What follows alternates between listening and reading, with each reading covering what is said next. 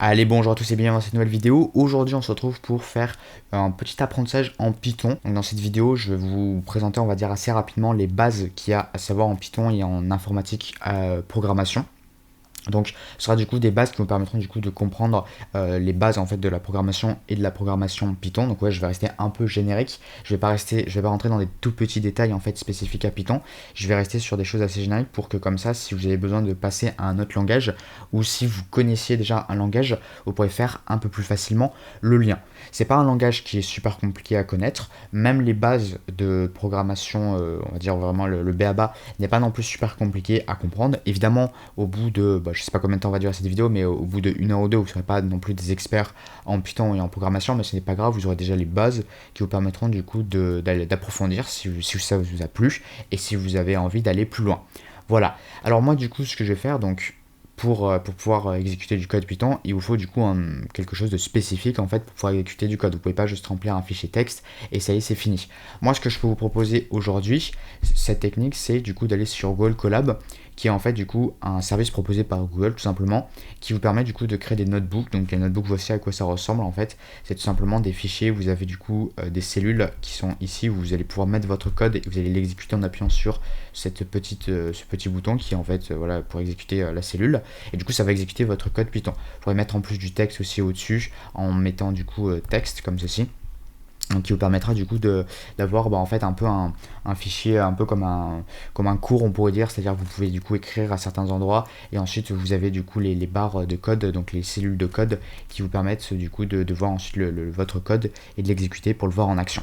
Voilà, évidemment vous avez d'autres techniques, vous pouvez aussi bien évidemment installer Python directement sur votre ordinateur. C'est des techniques qui peuvent être un peu délicates au début si vous avez jamais fait ça ou si vous avez jamais trop fait d'informatique de votre vie. Donc on le fera pas aujourd'hui, évidemment c'est à tenter un jour ou l'autre, mais au moins là on évite de se prendre la tête si vous êtes ce total débutant en fait en informatique, comme ça on commence direct dans le code et ce sera du coup peut-être un peu plus intéressant pour vous. Ok, donc du coup par le premier truc qu'on va commencer, c'est du coup les variables. Donc les variables, c'est vraiment un truc qui est universel en programmation. Et Python du coup n'y échappe pas. Donc les variables, qu'est-ce que c'est? C'est des objets qui vont vous permettre de stocker des données, tout simplement. Ça va vous permettre du coup que vous allez stocker quelque part du coup dans la mémoire des données et vous allez pouvoir récupérer du coup ces données grâce à ces variables en fait qui vont avoir un nom, et du coup vous allez pouvoir par exemple manipuler les données qui sont stockées dans ces variables, vous allez pouvoir afficher ces données en affichant ces variables, etc. Donc comment on fait ça? Donc tout simplement une variable en fait ça porte un nom, donc par exemple test. Ensuite, on met un égal qui est en fait le symbole d'affectation. Et ensuite, vous mettez la valeur que vous voulez. Alors, on ne peut pas mettre non plus n'importe quelle valeur. Là, on va commencer par des nombres. Donc, ça, c'est du coup un nombre entier. Vous pouvez le faire. Donc, du coup, ça veut dire que vous affectez à votre variable test, votre variable qui s'appelle test, la valeur 34, une valeur entière. Donc, ça veut dire que du coup, vous allez pouvoir, par la suite, du coup, appeler du coup cette variable test et vous allez pouvoir la manipuler et en faire ce que vous voulez. Voilà. Si vous voulez par exemple l'afficher, donc je vous montre par la même occasion comment on fait pour afficher quelque chose. Vous faites print et ensuite vous mettez le nom de votre variable. Et là vous mettez test. Donc si j'appuie ensuite sur la cellule, vous voyez que du coup j'ai 34 qui est affiché et non pas test. Si je voulais en plus afficher du texte, je ferai du coup, donc là je mets une virgule et avant je mets du texte. Et donc ça sera affiché, ce qui est entre guillemets, enfin entre double apostrophe, c'est affiché du coup à l'écran. Donc je mets par exemple valeur de ma variable, comme ceci. Et donc là, vous allez voir, c'est assez magique. On exécute et vous voyez que là, du coup, j'ai valeur de ma variable 34, comme ceci. Cette virgule, en fait, est un délimiteur. Il délimite, en fait, ce qui est une variable et ce qui est une chaîne de caractères. Donc là, oui, on ne sait pas ce que c'est encore une chaîne de caractères, c'est vrai, c'est mon habitude, parce que j'utilise régulièrement les langages de programmation, donc du coup j'ai l'habitude de dire des trucs, mais si vous ne savez pas ce que c'est, ce n'est pas grave. Mais donc du coup là, dites-vous ici, nous avons du texte, ok, et pour délimiter ce texte, je peux pas juste faire comme ça, en fait, ça va poser problème, il faut délimiter, et je mets test. Si je voulais juste afficher un message, j'enlevais ceci, vous voyez, et ensuite je mettais test, comme ceci. Et là, si j'affiche, j'ai test qui est affiché. Donc vous voyez que du coup, si j'enlève les guillemets, j'affiche la valeur de ma variable qui s'appelle test. Regardez, si je réexécute, là j'ai 34. Si je la mets entre guillemets, vous voyez que là du coup, j'affiche un texte qui et qui contient test. D'accord? Et à nouveau, du coup, comme je l'ai dit, si vous séparez par une virgule et qu'ensuite vous mettez votre variable, là, du coup, vous allez afficher la valeur de votre variable et avant, il y aura du coup test, comme ceci. Voilà. Donc voilà comment on affiche par la même occasion du coup du texte. Là je mets en commentaire, c'est-à-dire qu'en fait cette ligne de code ne sera pas exécutée, mais elle sera toujours présente du coup dans ma cellule, elle ne sera juste pas exécutée. Donc ça se fait du coup en mettant un petit dièse devant la ligne. Ok, donc du coup je vous avais parlé aussi qu'on peut stocker différents types de données.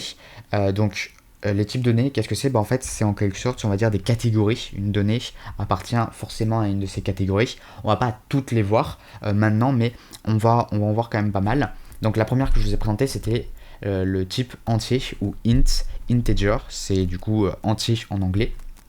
Donc du coup, c'est pas mal de savoir ça aussi et de savoir les notations anglaises parce que c'est des langages qui sont utilisés internationalement, c'est des langages qui ne sont pas français à la base, surtout Python, enfin il y en a qui peuvent être français mais lui en tout cas Python ne l'est pas. Donc du coup c'est pas mal de connaître aussi les termes anglo-saxons, comme ça moi si vous voulez aller plus loin vous ne serez pas perdu, vous connaîtrez les termes anglais qui seront certainement plus utilisés que les termes français.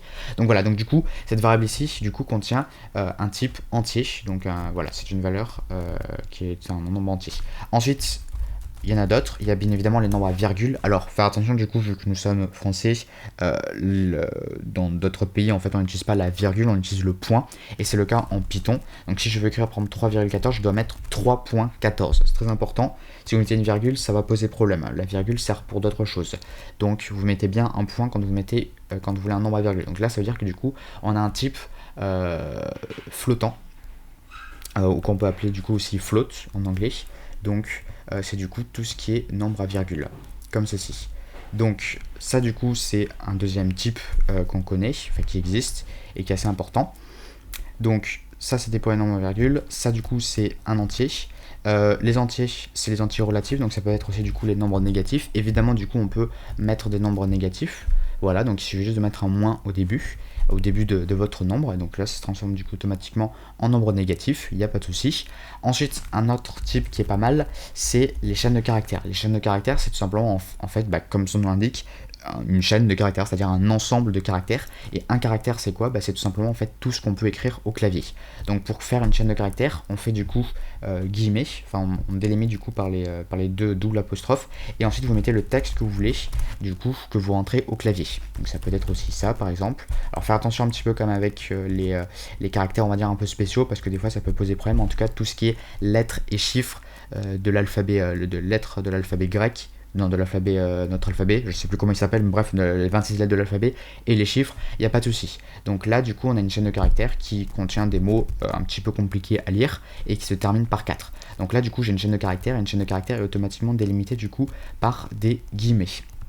Des doubles apostrophes, je vais appeler ça des guillemets parce que j'arrive plus à me souvenir du nom de ces doubles apostrophes, mais voilà, considérez que c'est comme des guillemets.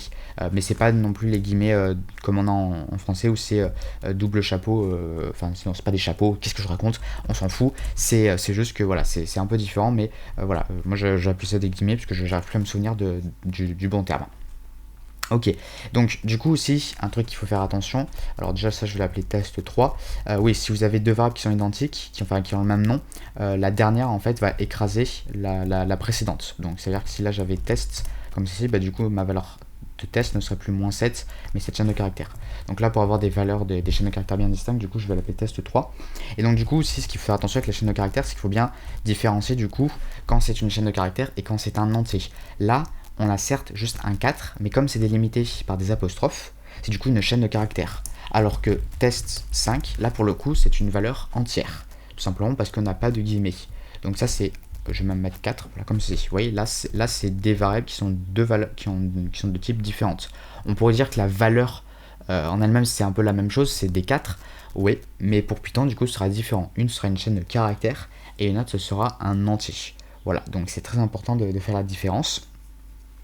Donc ça du coup c'est pour les premières choses à savoir. Donc du coup c'était les variables, donc comment on les déclare, on peut leur affecter du coup des valeurs qui sont de différents types, donc c'est à dire des catégories, donc entier, float, nombre à virgule et chaîne de caractères.